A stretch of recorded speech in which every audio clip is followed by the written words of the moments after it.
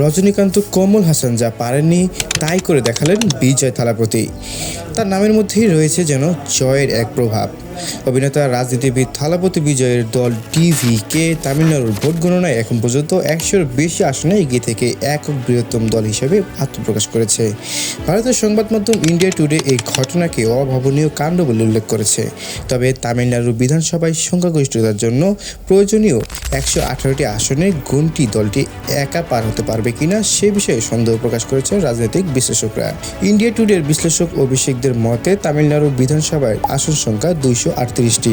একক সংখ্যাগরিষ্ঠতা পেতে প্রয়োজন অন্তত 118টি আসন। টিভিকে এত আসন পাবে বলে মনে হচ্ছে না। এমন পরিস্থিতিতে সরকার গঠনের জন্য বিজয়ের সম্ভবত সহযোগীদের প্রয়োজন হবে। আজ সোমবার 4 মে ভারতের পশ্চিমবঙ্গ, আসাম, কেরালা, তামিলনাড়ু ও পুদুচেরিতে 2026 সালের বিধানসভা নির্বাচনের ভোট গণনা চলছে।